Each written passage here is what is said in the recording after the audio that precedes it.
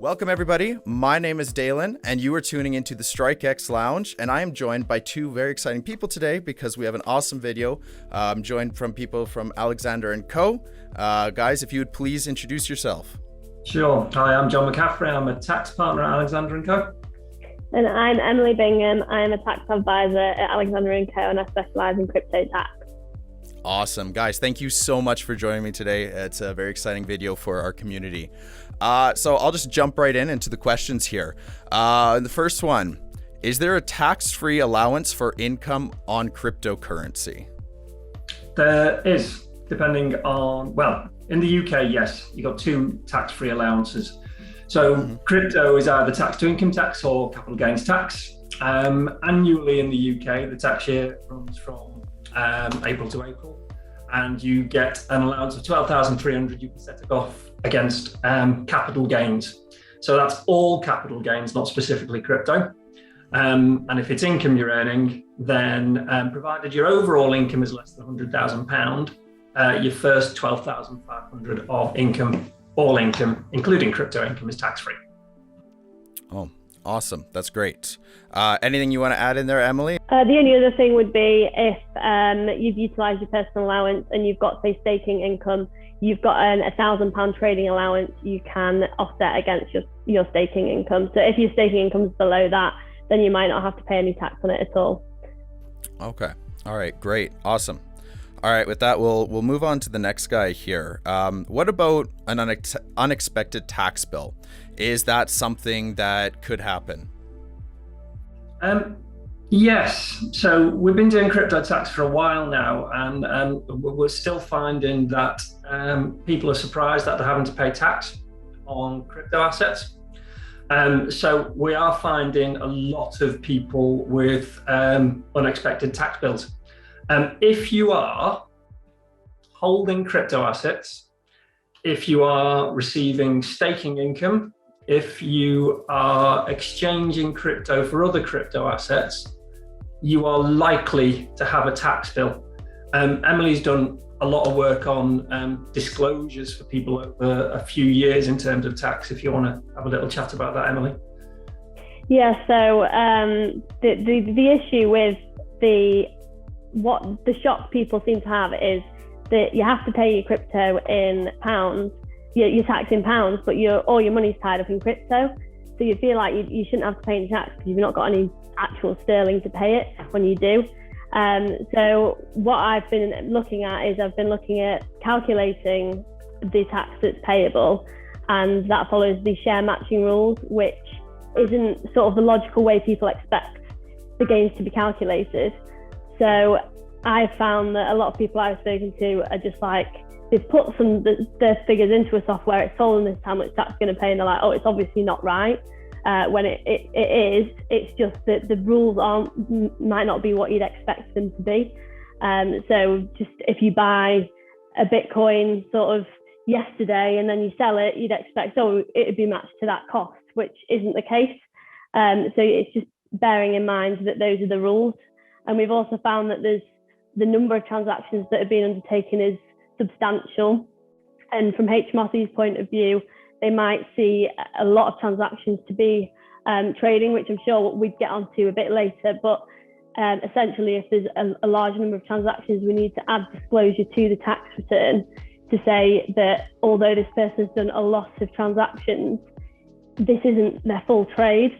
That actually, it's just an investing activity on the side. So that the problem with it is that so many transactions are going on and if HMRC don't have a good understanding of how it works, they might not quite understand how the number of transactions just doesn't really reflect the activity always.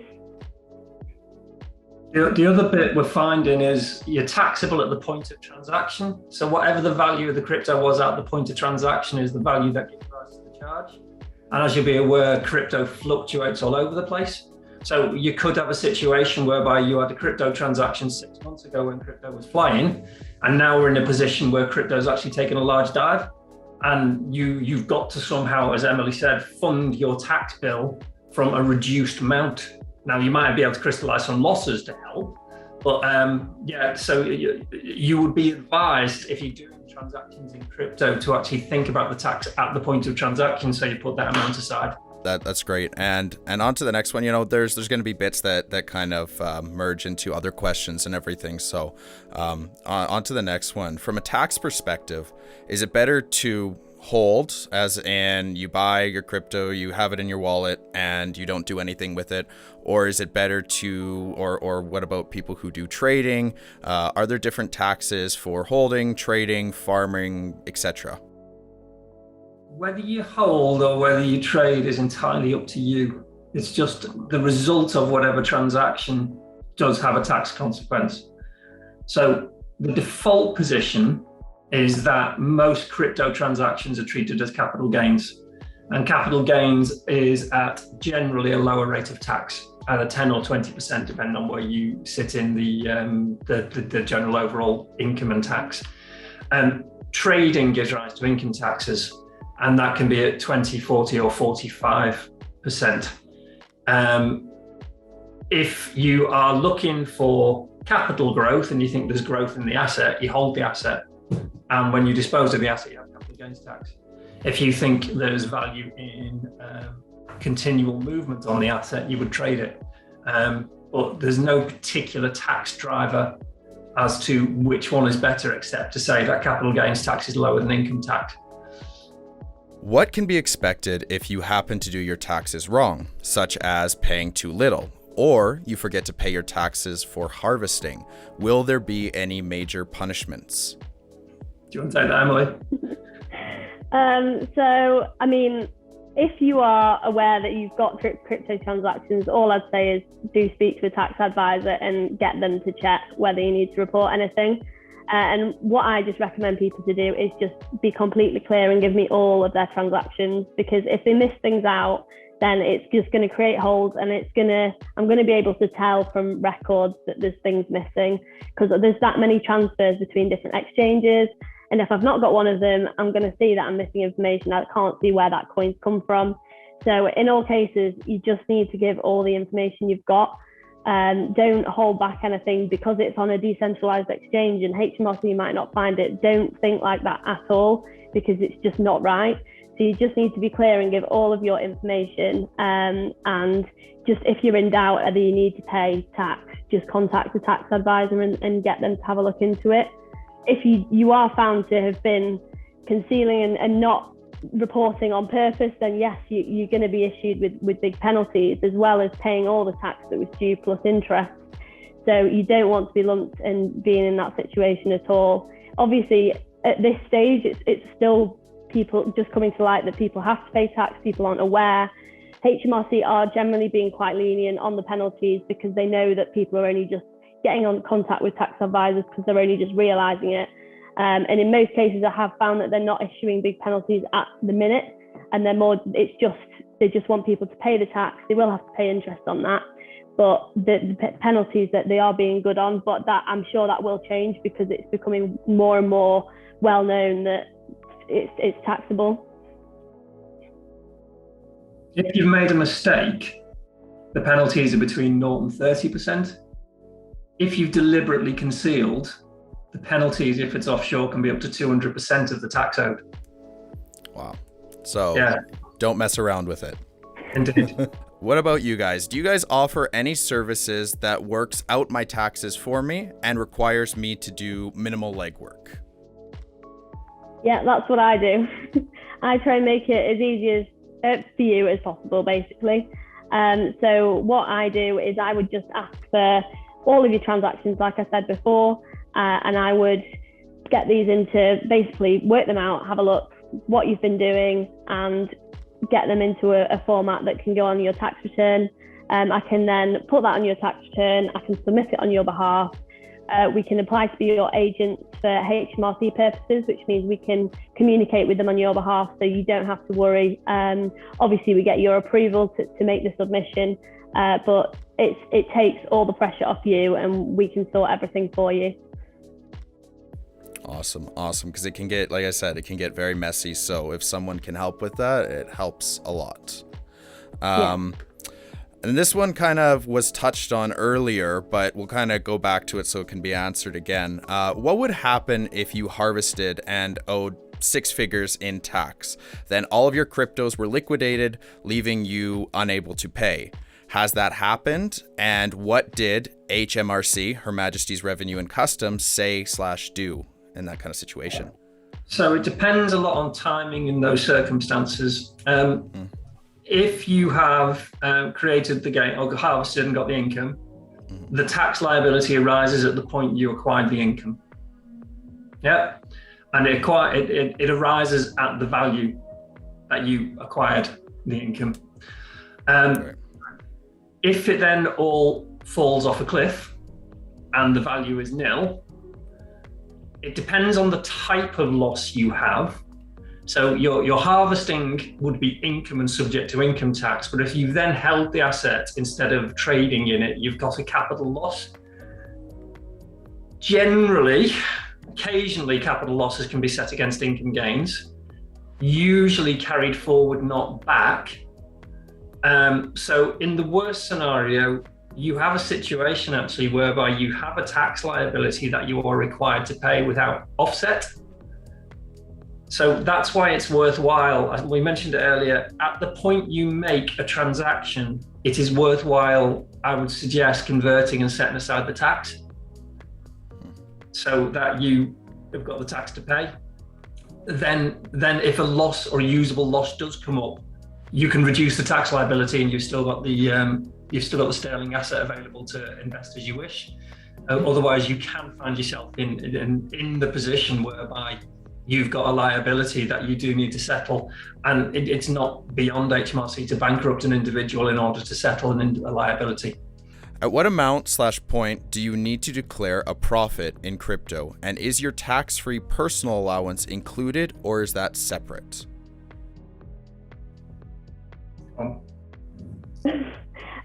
So as John mentioned earlier, you get a £12,500 personal allowance on your income. If you've got a full-time job, you've probably already used this. And then on the capital gains side, you get £12,300 of gains tax-free.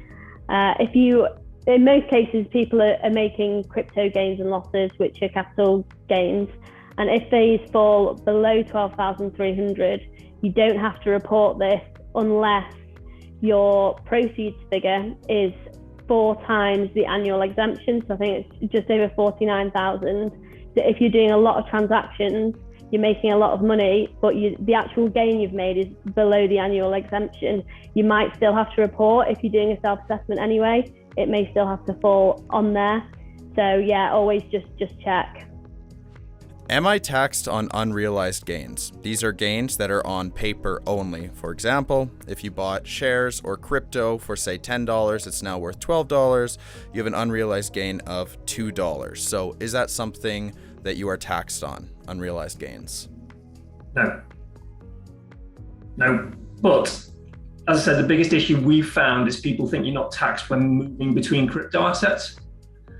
So if you move from say Bitcoin to ETH, and that is a tax point in the UK. So at that point, you would be taxed on the difference, on the gain you'd made on, say, the Bitcoin. It's not just when you convert it to a fiat currency. But if you're just holding the asset and it increases in value, you're only taxed at the point of realization. Okay, so only when you sell is when you would get taxed. So any transaction in that sense. Right? If you dispose. So there is a difference between sell and dispose. So you may consider putting your crypto into a company if you were doing sufficiently. So trading from a company, right? At that point, you've made a disposal. So the gain arises then, even though you've not had the cash. So it's not so much sell, but dispose of the asset. Really? Okay, we're going to touch on that in a couple questions here about putting it into a company and stuff. So that's great. And we can go in a little more details into that coming up here. Now we're going to be moving on to staking rewards. So how are staking rewards declared, and is there an allowance for this? I think we touched on this earlier, but staking is miscellaneous income. So you have to pay income tax on this. But you don't have to pay national insurance, assuming that it's not your trade. And so for miscellaneous income, that falls a separate part on your tax return. It doesn't get lumped in with sort of your employment income, but you'll have, if you've not utilised your personal allowance, you've got that available. And there's also an £1,000 trading allowance if you've not utilised that as well. Okay, great. And we're going to stay on the topic of staking. We're going to talk about auto compounding. So does auto compounding of staking rewards, where rewards are automatically added to your stake, they remain on the DEX decentralized exchange, and then they do not go to a wallet, avoid the taxable event of collecting to a wallet? No. No. No, you've earned it. Okay. Fair. That's great. Well, that was easy. Sorry. No. No, it's simple. Yes, no, all the way through. Yeah. Fair enough. At what point would you consider setting up an LTD company to help manage your investments in the crypto? And what are the pros/cons of an LTD company over, say, a self-employed? Okay, so whether you set up a limited company is very much down to your personal circumstances, right? So if you're holding crypto as a long-term asset and making capital gains on it, generally you would hold it in your own name from a tax point of view, because you'd only have tax charge once on your disposal. If you had it in the company, you've got the issue then of having a company tax charge when you sell, and then potentially a tax charge of extracting it from the company, okay? You may consider holding investments in a company in terms of some inheritance tax planning. So crypto is a taxable asset for inheritance tax in the UK. And there are structures using companies that you can set up whereby you can pass value out of your taxable estate, it's called, for inheritance tax, and move that to another party through the company through the use of a different class of share. So in those circumstances, you may use a limited company. If your trade is crypto, very, very broad rule of thumb is you're generally tax efficient if your total income in a tax year is less than £50,000 or the equivalent. Your tax rate is generally no more than 20%. If you're exceeding £50,000 in a year, you would probably use a limited company, assuming you didn't then extract all the value on an annual basis. The benefit to a limited company is that the corporation tax rate is currently 19%. But there is a secondary tax charge if, as and when you take the funds out. So if you take all the funds out, there's no point to it. If you leave the funds in and take them out over a period of time, maybe convert it to a fiat currency, maybe make pension contributions, maybe have family members around as shareholders, then it starts to make sense from a tax efficiency point of view. Yeah, in terms of pros and cons, Emily, you got any comments? I mean, the admin required for a company is a lot more than an individual. So you've got to submit annual accounts to Companies House and a corporation tax return to HMRC. And then if you take money out personally, you still then have to do that personal tax return. So there's a lot more involved. It's services that we can provide, but it just puts the cost up for you, and it's just, you've got to keep records, and keeping on top of the admin of the business is just really important. Companies are slightly more complex for people to understand as well. If you've got somebody who's doing crypto, they often see the crypto as their own asset, even if they put it into a company. And you end up in this situation where they're dipping into company assets without realizing, which can then create tax charges for them. So you've got to have a mindset that once it's in a company, it's no longer your asset, it's the company's asset. And you need to have a decent plan as to how to move the value you want in and out. The other benefit to a company, though, is, so we touched on it before about if you have got a tax liability and then suddenly your assets of much lower value, the revenue would have personally gone after you. In a company, it's the company that would go bankrupt, not you. So actually it offers you a level of protection that you wouldn't have personally. But given, I mean, there are a lot of people out there who have, small amounts in crypto and play with. So a lot of the clients we're dealing with have made sizable amounts of income from crypto from relatively modest investments. And they're ending up with very, very large tax charges. And they may have benefited from some early advice to put those investments into companies. Okay. So it really depends on the situation and how you want to do it, pros and cons to every situation, really. Yeah, but planning for the situation rather than reacting to the situation is generally better. So this is kind of a fun one. If StrikeX does 100x this year and I buy a Lamborghini with crypto, when do I pay the tax? Well, when you dispose of the coin, that's the taxable event. So if you bought the coin really cheap, it's gone up in value, you then dispose of the coin to buy a Lamborghini, then on that increase, you're going to pay capital gains tax. Okay. And so, as I have had this question myself. So when that does happen, when you sell your crypto and you try and turn it back into fiat, obviously you have to record that. I'm guessing you don't have to pay it that day or go out and do that. It's when your taxes come and you do that, or how does that all work? Yeah, so the tax year runs from April to April, and then you have to report that by the following 31st of January on your personal tax return. So once April's out the way, then just get all your transactions together, and then you've got until the end of January to get it in. But we always recommend for people to speak to a tax advisor and find out how much tax they're going to need to pay as soon as possible, because then you've got until the 31st of January to pay it, and you know the amount, which for people with crypto is key. I had a lot of clients last year that got in touch in January and had to do their tax return really quickly, and we got it done, but crypto really dipped in January, and they had to just cash out to pay the tax, and it meant they were creating losses by paying their tax. So if you get it done early, then you've got the time to pick the right time to cash out. So when you do cash out, get everything in order as soon as you possibly can, basically. Yeah, always. Easier that way. Okay, I'm great. glad you said cash out the tax at the point you do the transaction. Yeah. Yeah. Okay. We had this entertaining thing recently whereby I understand there are crypto-backed credit cards. Yeah. And there are people who are buying things with these credit cards.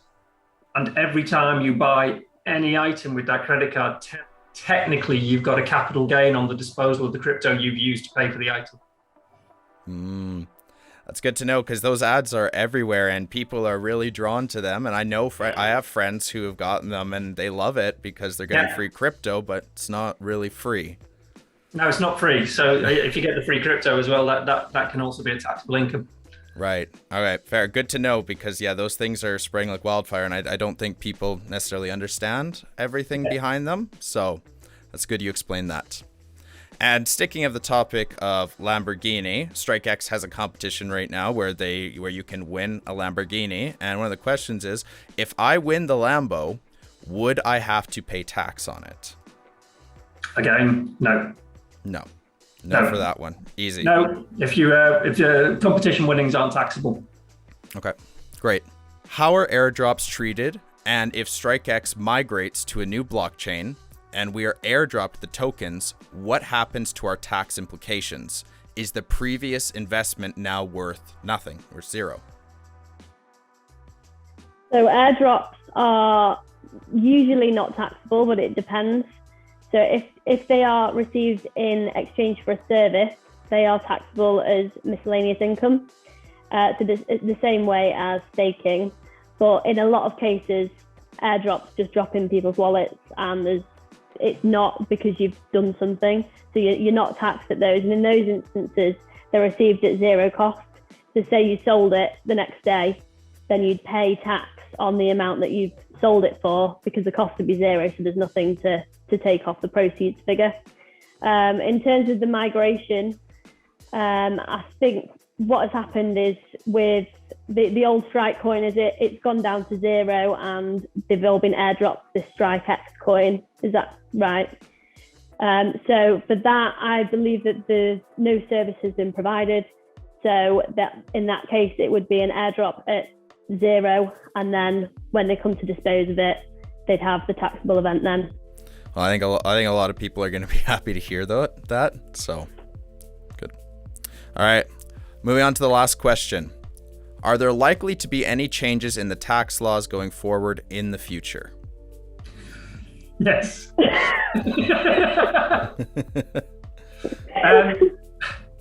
Tax laws change more or less weekly.